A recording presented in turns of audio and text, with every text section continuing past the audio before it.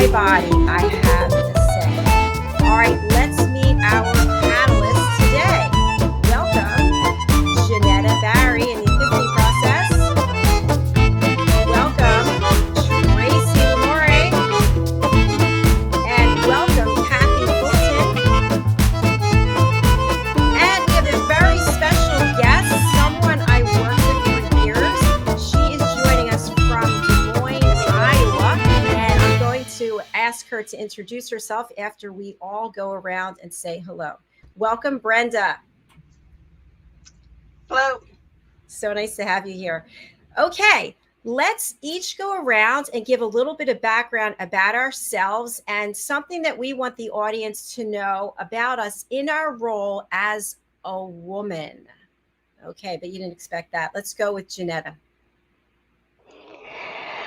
Hi, yes. Well, I sit here as a woman from that stance of being heartwarmingly radical in a balanced way, which is such an oxymoron.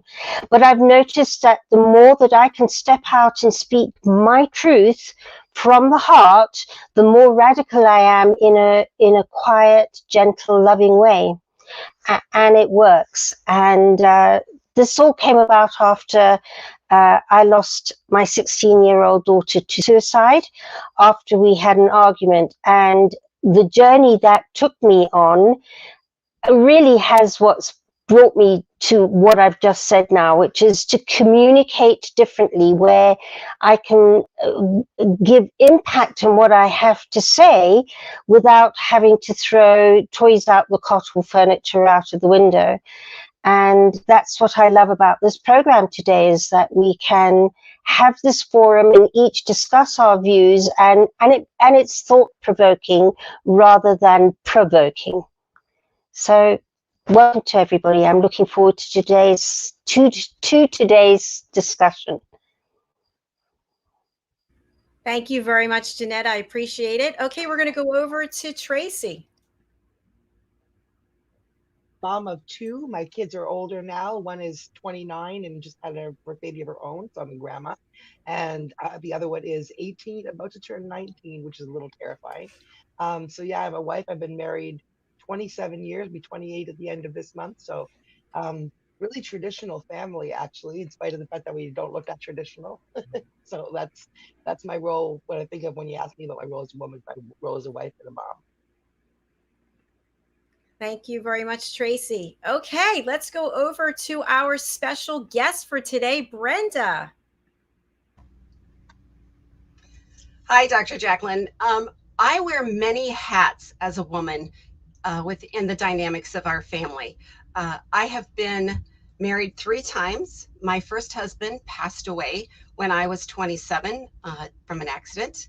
My second husband, I spent basically 3 years living in hell in a very abusive relationship. My current husband, Michael, and I have been married going on 25 years. So between us, we have 5 children. We have 1 adopted. I have 2 biological, and he has 2 biological. And also between us, we have 16, soon to be 17 grandchildren. So I wear a lot of different hats. I've been through a lot of different stages in being a woman and in relationships. Within my family, with my kids. I have a set of twins.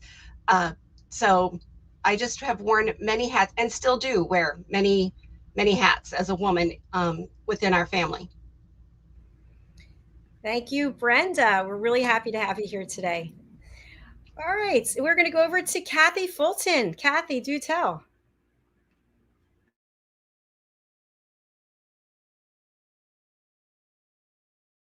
I think you're on mute, CATHY.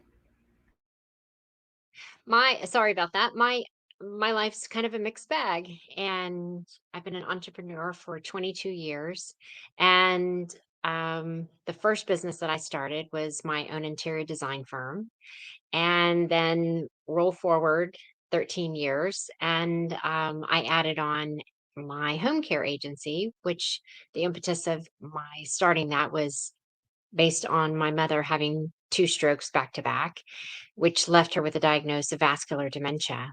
And So then, added to all of that, I am also her caregiver. She has lived with me since 2014.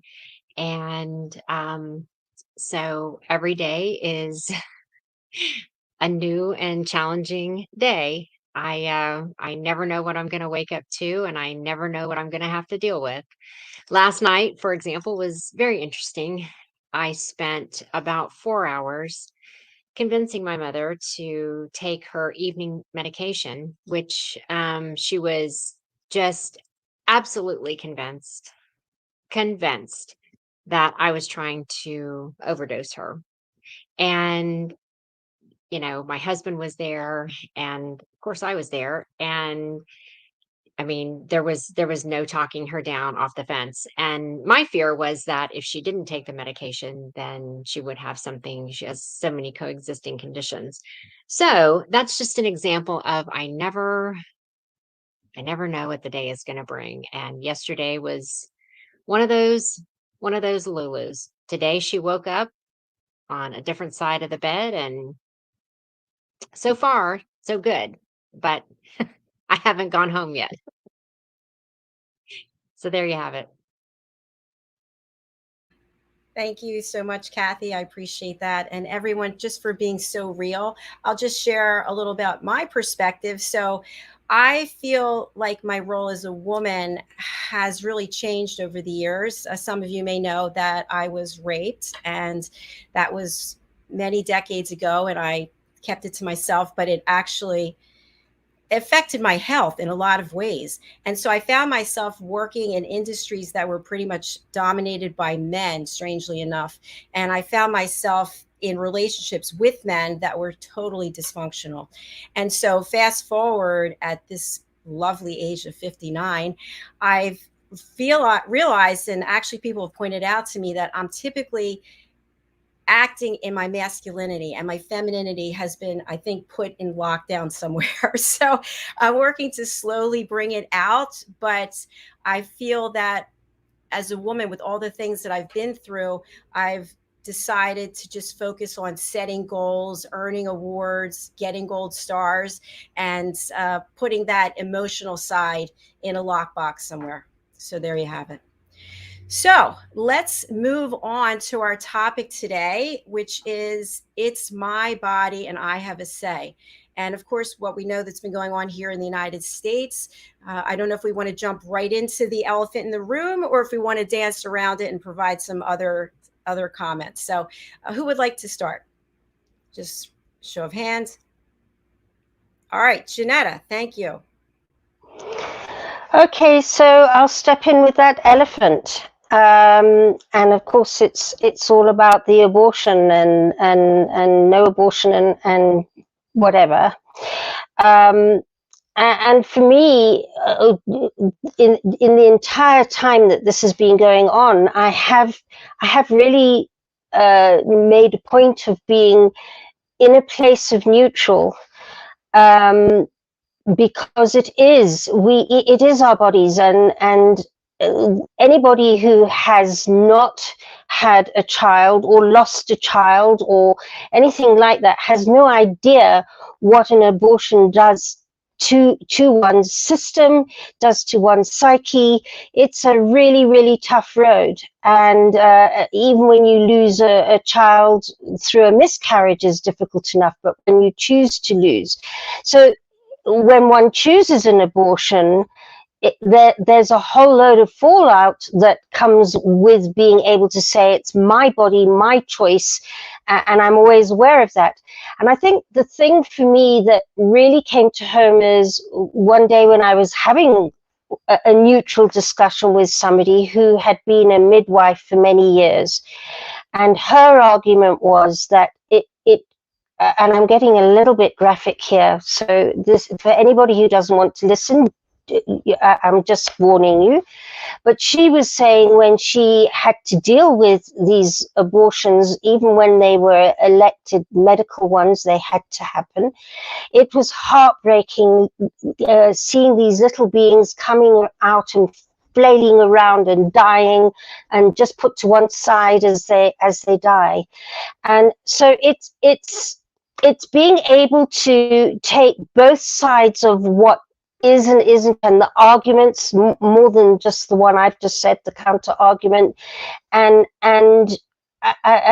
be able to say each case has its own merit and how to work through it.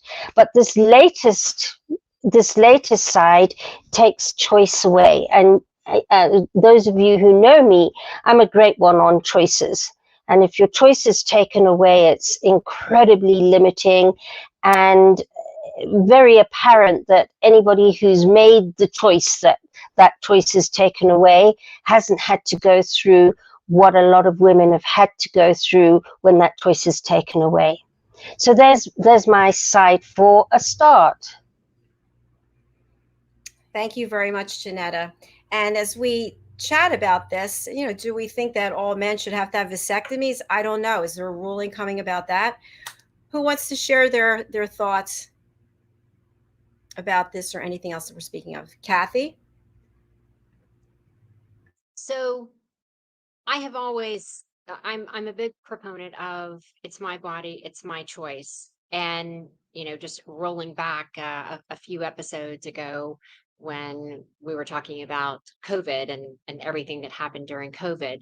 And I think that I made it abundantly clear that I was appalled that vaccines were being mandated and you know, if you didn't choose to do this, then you could lose your job, etc. So I say that it's my body, it's my choice, but and probably 1% of me would ever. It's never. There's never really any gray area with me. I'm very decisive, and it's either black or it's white. But this one I have a really hard time with.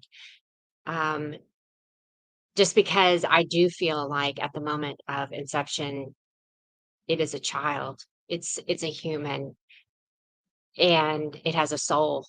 And I just know from growing up in the household that I grew up in that if I had ever gotten pregnant out of wedlock, it would have devastated my family, my parents. The shame would have been relentless, brutal. I would have never been able to get out from under that veil and move forward, just because of I just know how heavy that burden would have been. And you know, so I just am so thankful that I never had that fork in the road.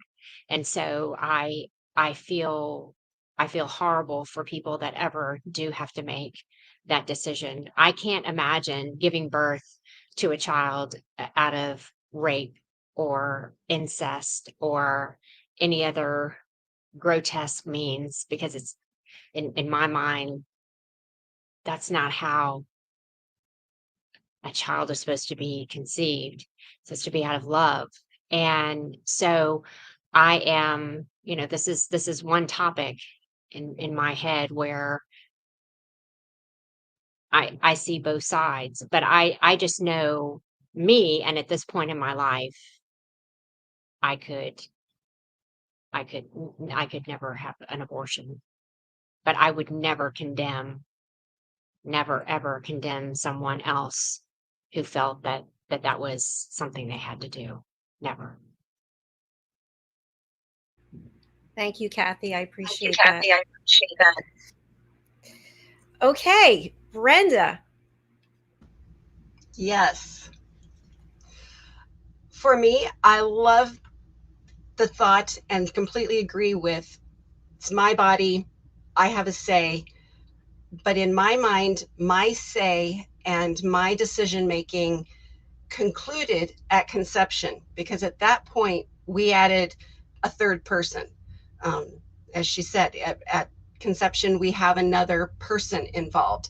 There is another body involved. It was stated earlier that somebody had been exposed to an abortion nurse who talked about delivering a baby and watching it, you know, die.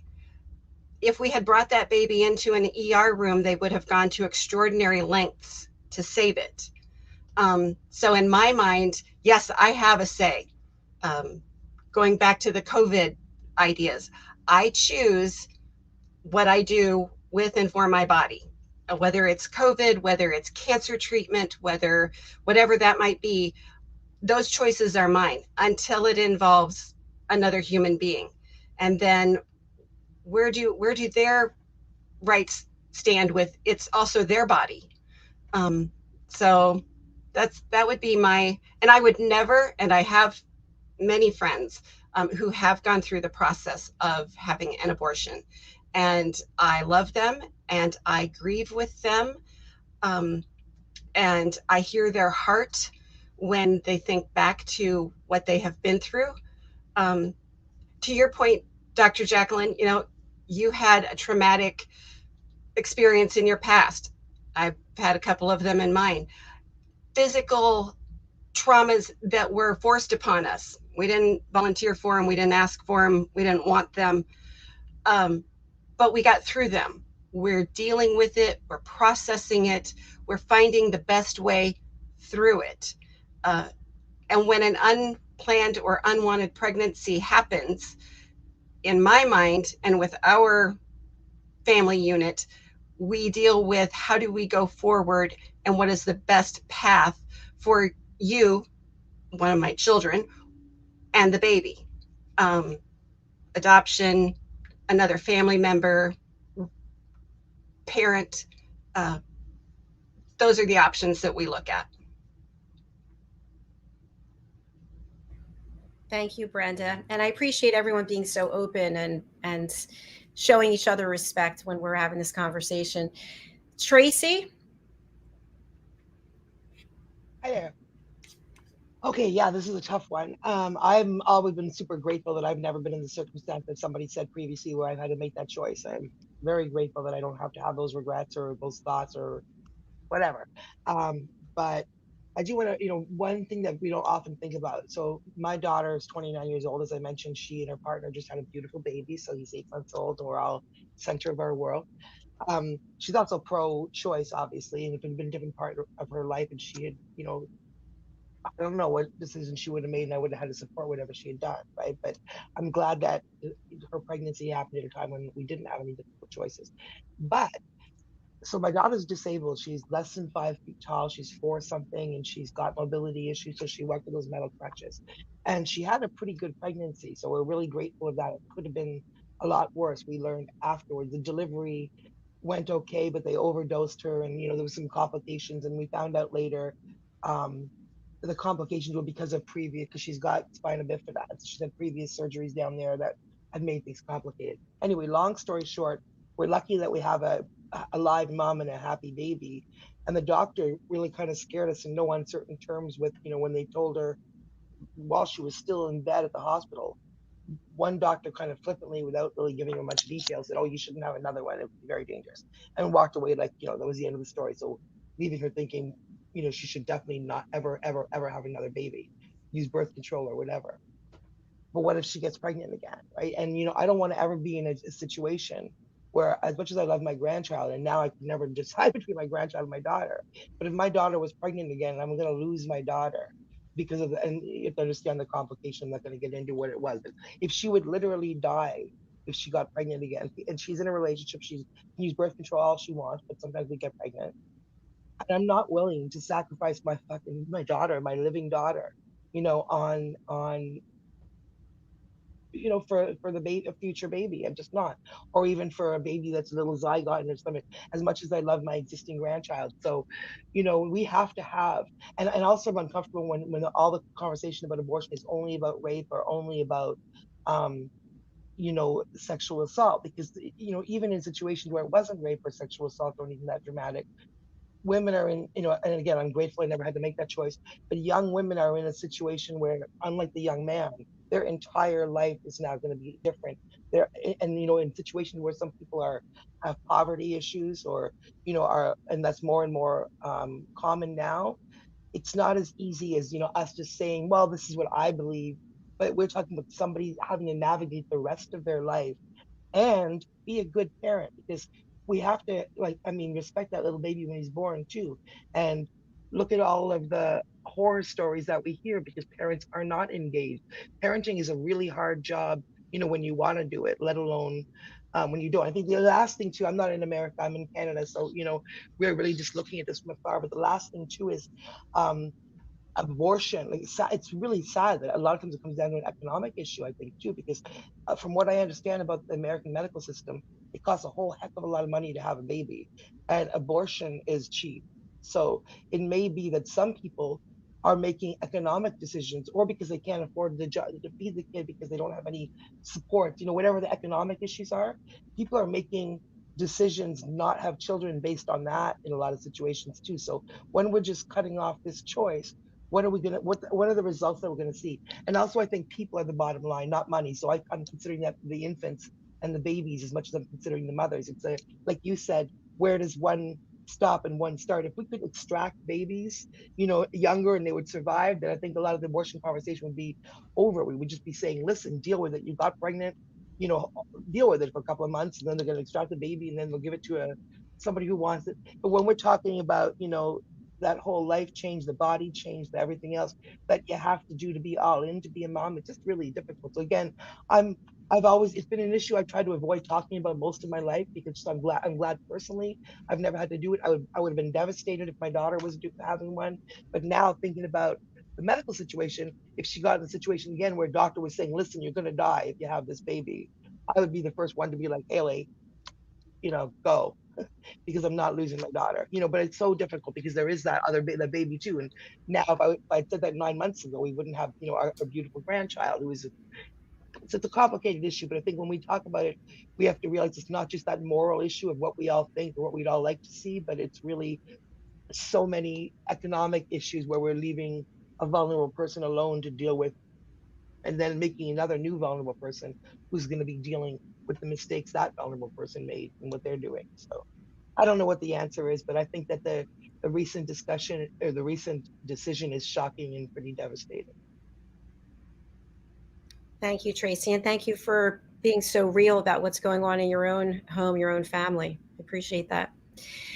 JENETTA, you mentioned earlier about choice. And so in many states across the United States, there will be no choice. There is no choice. And now people have to resort to measures that they could get arrested, crossing state lines, going to look for someone to help them get an abortion.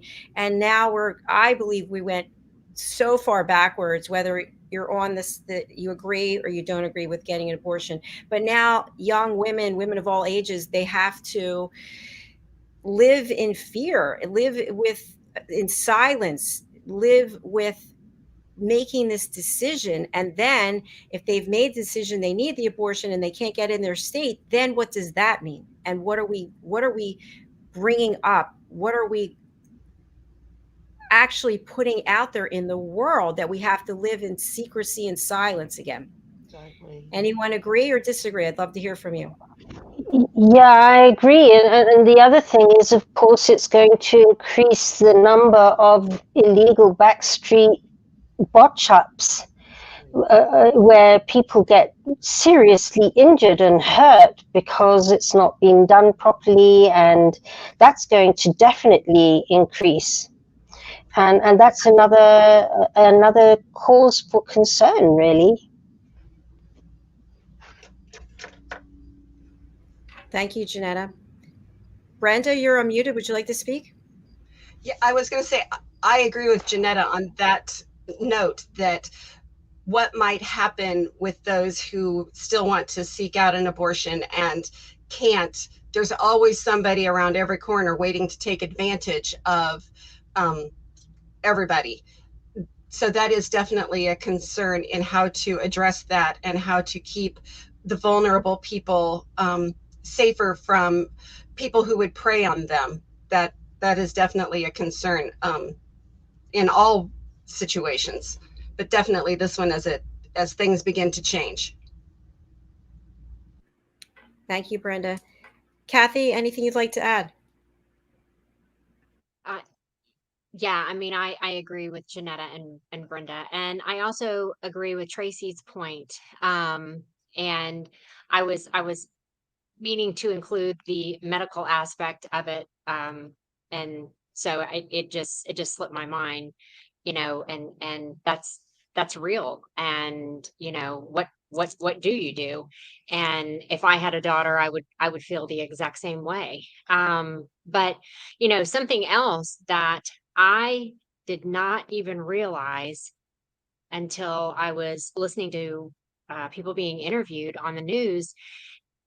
And I guess this is just my ignorance, or just I'd never heard of it, but they were interviewing people who had survived abortions.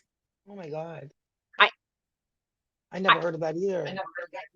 I'd never heard of it. And I mean, and neither had my husband, because we were both listening to them at the same time. And it's not just one or five, it's like a lot of people. And I mean, it's just, first of all, can you imagine? You think, okay, well, a hypothetical, all right, I'm 16 years old, I've gotten the abortion, and I'm safe.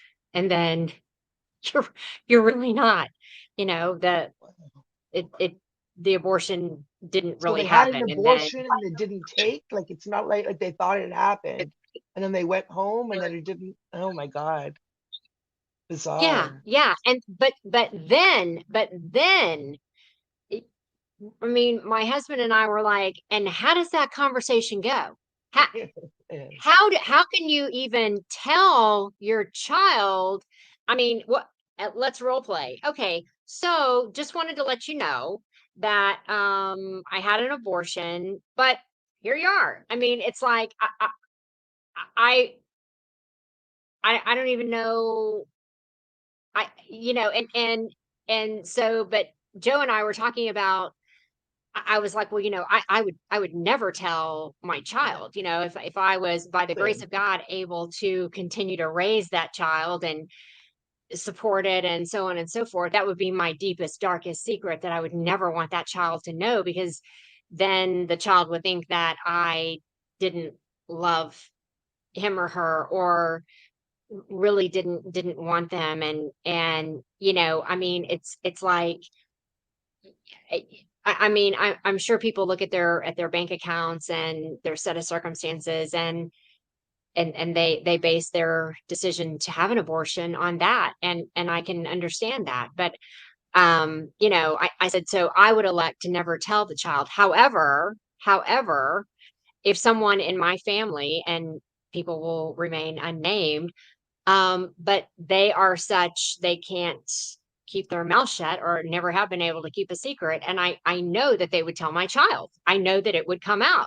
And so I would feel like, let me get to my child and tell them first, before this person over here has to blab it and, just destroy our relationship. So yeah, I had, and again, I guess it's just my ignorance. But I thought when you had an abortion, you had an abortion, and that's it.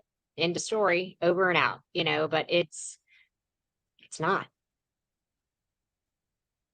Disturbing.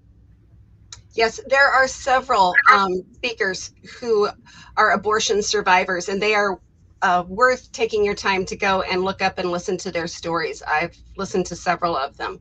A couple things that we haven't quite looked at yet is, number one, the states haven't all settled on how they're going to handle this. What the federal government did was they rolled it back to each state. So each state could be very, very different.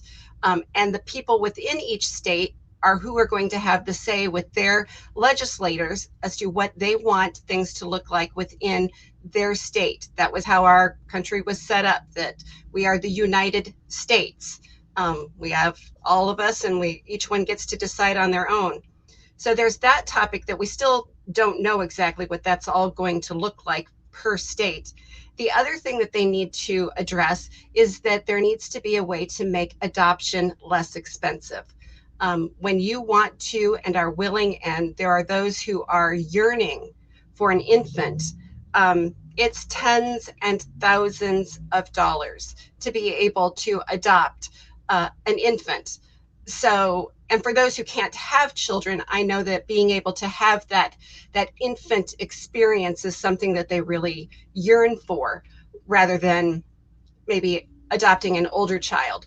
So those are still some topics that they need to be addressing and looking at, is making adoption more affordable for those, so that when we do have more babies being born, if the mother and the parents choose not to parent, that it is easier for those waiting to be able to take those children and raise them as their own. Thank you, Brenda, for bringing those points to light. I appreciate it.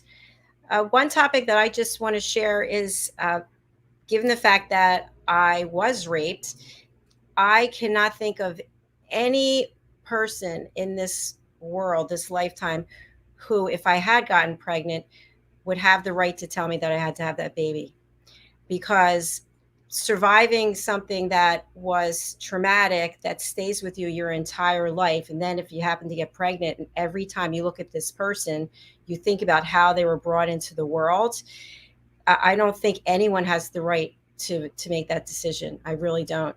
And so from what I read in some of the states, and Brenda, to your point, maybe there's an opportunity for new government, new officials to come in and change things in certain places. But in some states, if you're raped, you still can't get an abortion. It doesn't matter. And I think that is completely unacceptable. Or if the mother's going to die, that those are just not acceptable. That's not for anybody else to decide. Like, sorry, you have to die because we think that, no. Or you have to, what your point, like, I can't even imagine. And how would that be for the child, having the mother to, like, that's just a horrible dynamic. I can't imagine anybody wanting to force. Like, it makes no sense. I think it's going to take a little while for everything to balance back out, because we had really gone a long ways over into the wrong ditch when they were allowing abortions up to the due date. That's a viable person, and that's, I'm sorry, and on every level in my world, that's wrong. If you get into a car accident and it triggers labor 3 weeks before you're due, they are going to do everything they can to save that baby. So to provide an abortion up to the due date, that's a whole different thing. So we had slid so far over into one ditch, making things very lopsided, that I think it's going to take a while for things to balance back out. So if there are, as you said, the medical reasons, I have a very good friend who had a pregnancy that they warned her about, and said, if you carry this pregnancy out, you may not survive it. In their family, they chose to proceed with the pregnancy, and she did pass away. It was 15 years ago.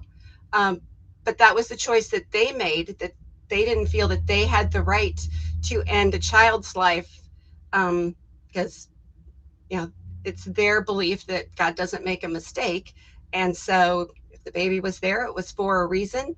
And through that, this family has grown and shared an amazing story of healing, things that would have never come about had they made a different choice. So I think no matter what our choices are, we have to remember that there is a way to survive even horrific things in our life when we want to make that choice. JACALYN, even to your point, again, I've had some pretty traumatic things in my past. We look at it a little bit differently, that even if a child was conceived out of violence for whatever reason, that child could still be that blessing to the family that is begging for a baby. Doesn't mean that I have to raise it. Doesn't mean that I have to look at that child every day and be reminded of what happened to me. But it does say that I could take what was evil and turn it around and make it a blessing for someone else. So. Thank you, Brenda. I appreciate your perspective. All right, we're coming to the last part of our show, and you've all shared some really important points and a lot of personal stories and I appreciate that. That's not easy to do, especially when we're on a platform where the information is going to be out there forever. So I guess my question for you as we wrap up is, if you're a woman somewhere in this beautiful country, the United States, and you're pregnant and you don't want to have the baby, your medical reasons, whatever it is, what are you supposed to do right now? I mean, time is of the essence, isn't it? We don't have time for people to wait years to make decisions to give people choice, if that's what it ends up, that we're able to make our own choice. But for some people, they don't have a choice right now, and their lives are literally being pushed in a certain direction. Anything you'd like to say to the women out there in this situation?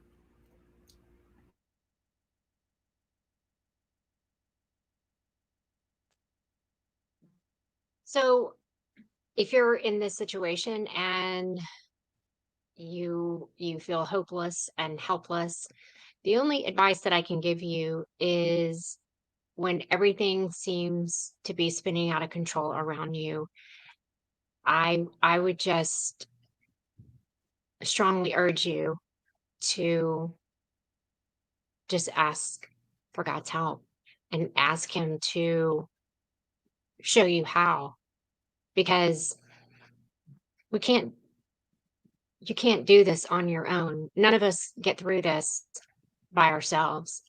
I mean, like I said, I've not been faced with that, but I find myself these days, more often than not, because I get so overwhelmed with my own situation or situations, just saying, I can't do this by myself. You have to help me. And I think that God will make a way when we don't see a way. Thank you, Kathy. Thank you. Beautiful. All right. Last words as we go around. JENETTA. Yeah, I get what you're saying, Kathy, because when we can see what it can, and you're actually alluding to this as well, Brenda, what it can, when you're stuck in a situation with no choice, and everything is pushed into, well, we have to just take one day at a time and put our faith in God. But what is nice to be able to look at is, what is that doing for the family? It's bringing out new ways of conversing with each other and sharing and caring and supporting. So it's being able to see where the gain is in that no choice situation.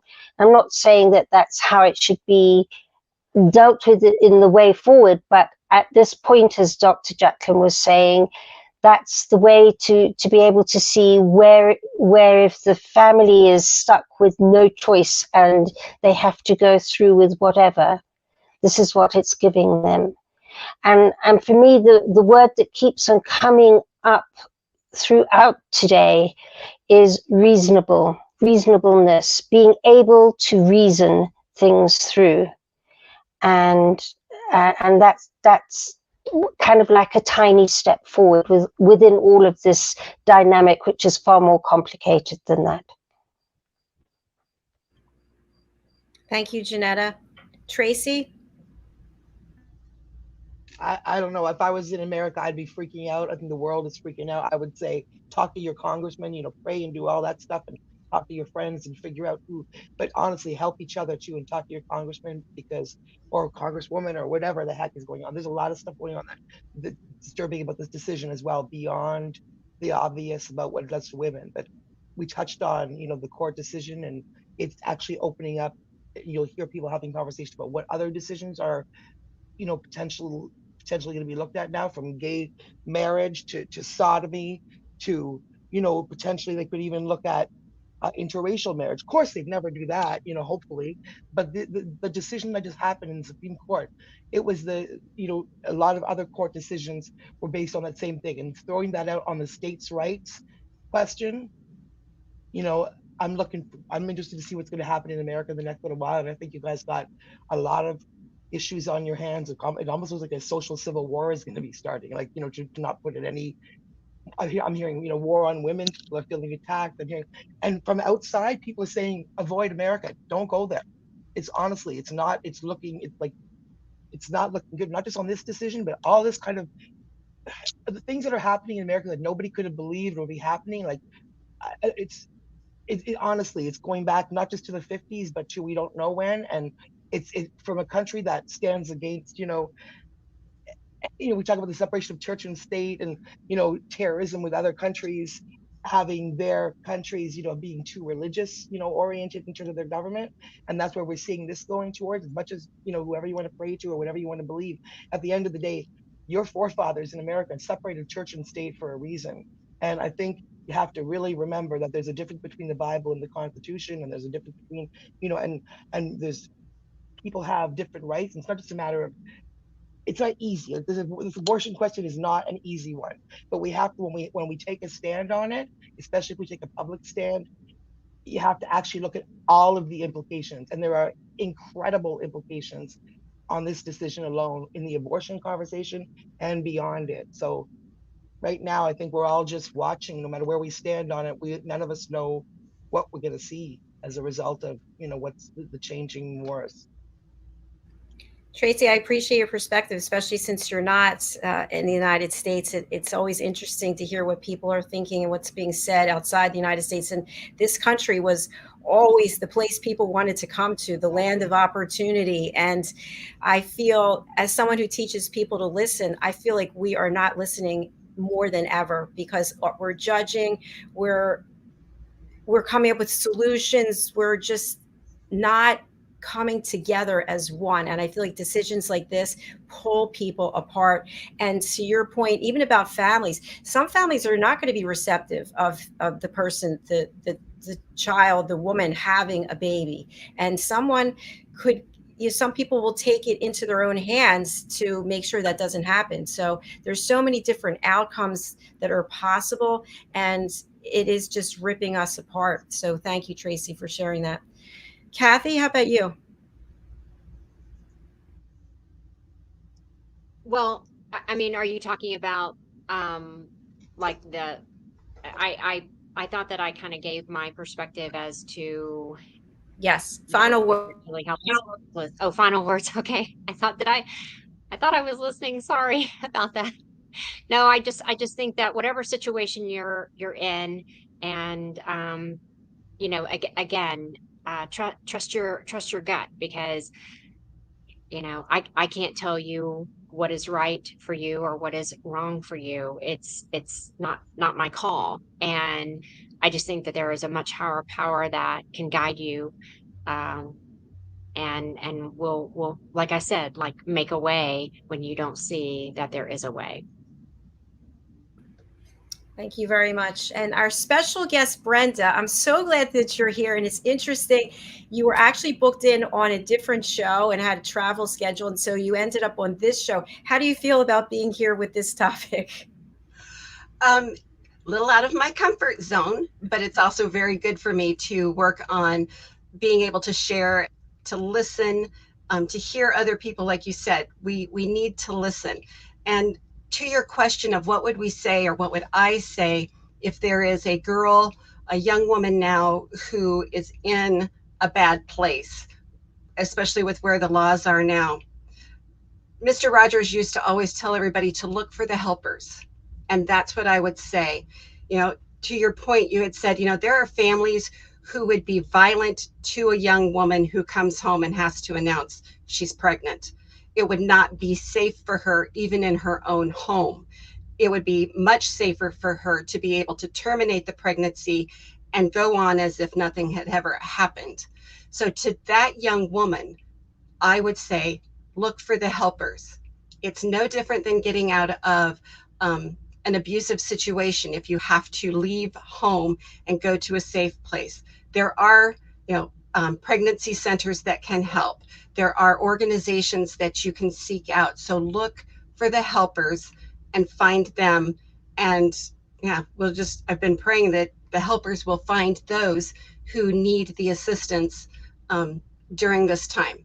So that would be my advice, is look for the helpers, find a place that can help you deal with where you're at and And to Kathy's point, this is where, if this is what we've got to deal with, this is it. And if it's not safe at home, don't go there.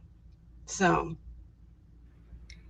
Thank you very much. It's definitely an emotional topic. And I think what I would just share is, if you are in that situation, regardless of what age you are, try to take the emotion and put it aside for a few moments, for some period of time, while you look at what your options are.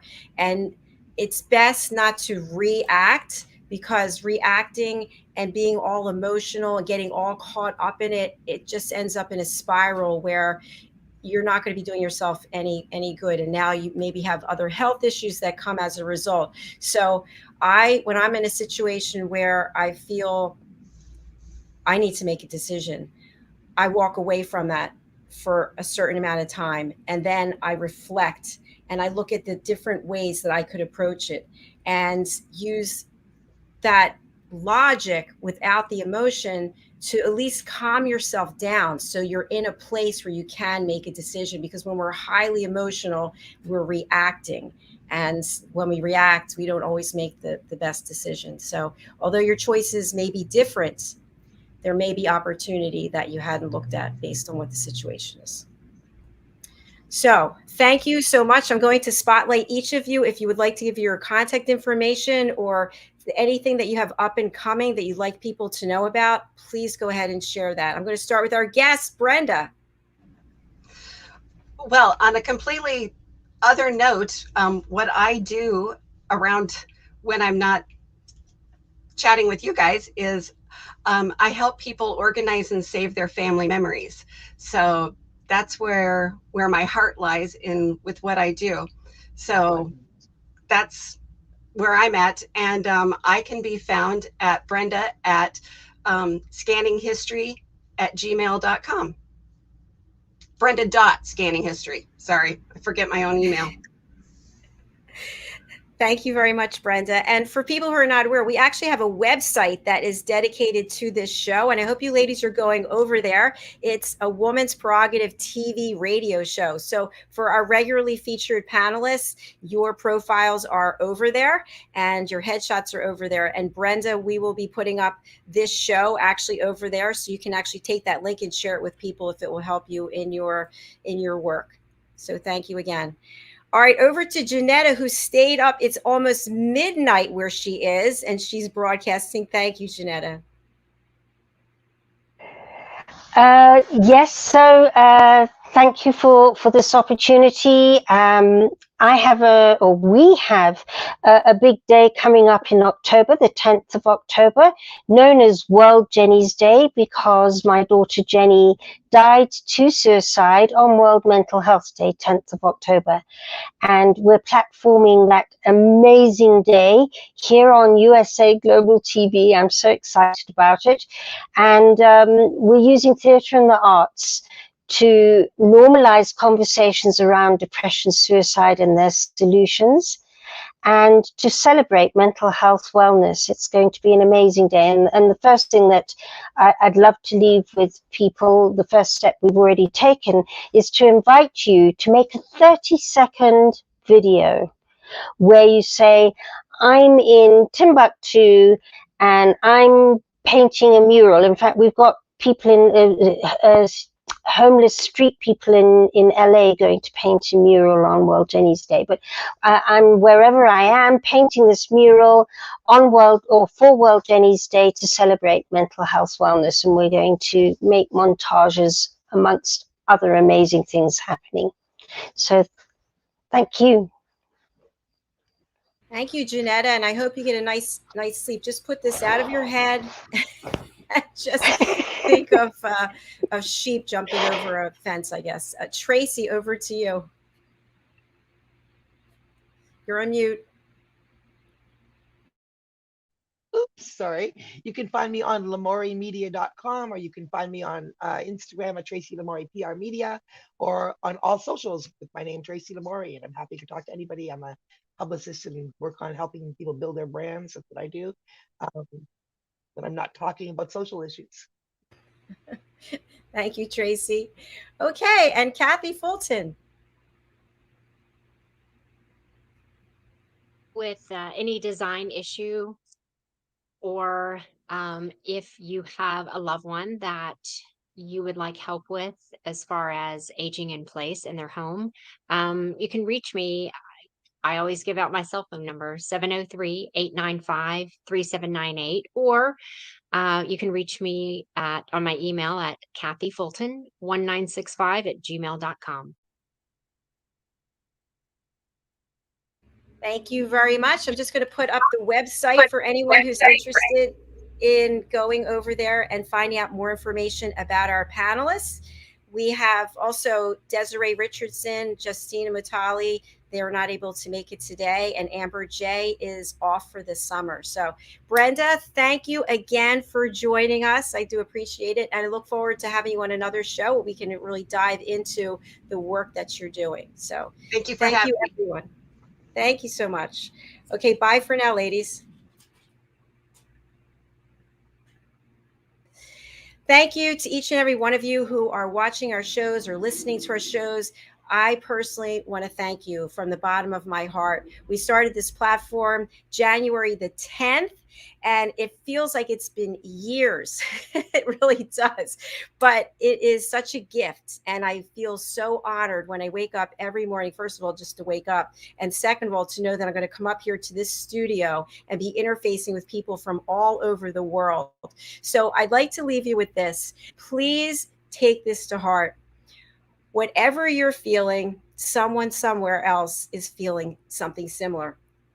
And whatever you're thinking, please don't judge someone else about what they're thinking.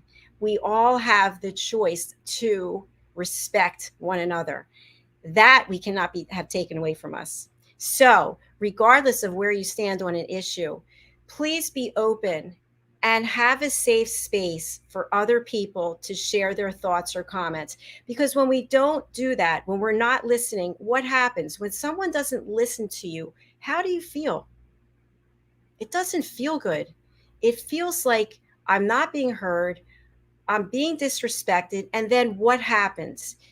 Anger, rejection, low self-esteem, all of these things. After time, this is what happens. It's happened to me. And that's why I'm so adamant about people learning how to listen. So I appreciate it. And if you're interested in being on any of our shows, please go over to our website, usaglobaltv.com. If you're interested in learning how to listen, please go over to my other website, drjacalyn.com. So I'm going to end this show, since we didn't run any sponsorships, with a new clip that I produced last night. This is for one of our new listening courses, hot off the press, has never been given before. It's how to listen in and through nature. Let's take a look, and I look forward to seeing you tomorrow when we come back. Thank you. Hello and welcome to a new course created by Madeline Chan. This is the latest in our series of courses for the power of listening. This course title is The Power of Listening in and Through Nature. And Madeline Chan and I will guide you on a journey to take you back to get in touch with nature. Now, this is not like any course you've taken before. You will actually be required to bring a few items to this course, and you will create a sacred shrine in addition to learning how to communicate and be one with your plant. So let's talk about the materials that you need. You need a plant pot, seeds, soil, and some water.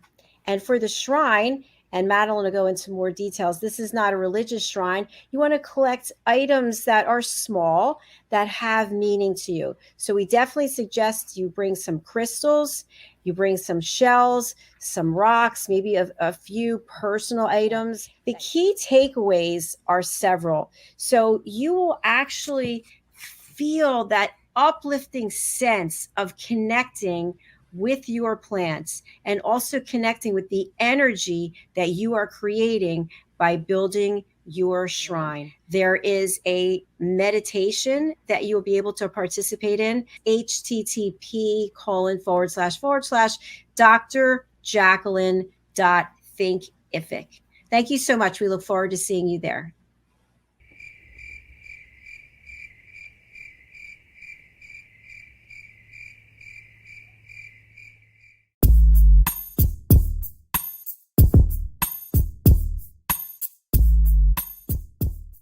Let's welcome internationally award-winning singer, songwriter, author, producer, vocal coach, and a woman who has an incredible heart. She lifts up everyone with her positive energy and her high vibrations, and I've learned so much from her. Thank you, Dr. Jacalyn. Thank you, everybody. Thank you. It grounds us. It makes us feel really relaxed. And also, we're going to look at shrines. This is our inner child essence. Building shrines makes you come away from the outer world and go into a magical world, your own fantasy world. And you can have shells on there, crystals if you're into crystals, rocks. You can have feathers. Feathers is representation of angels. Little baby feathers, long peacock feathers. You can have anything that makes your heart sing. This is your time with Mother Nature. And also what we're going to do is do a lovely meditation at the end so that we can connect with the Earth's crystalline energies and connect our heart, our authentic, true, sacred heart, our state of perfection, and connect and uplift and open out our hearts and connect to Mother Earth's healing energies. So join us, join myself and Dr. Jacalyn for listening through plants, where we're building shrines. And we're going to connect with plants by planting the plant, healing the plant, respecting and loving the plant and nature. Thank you.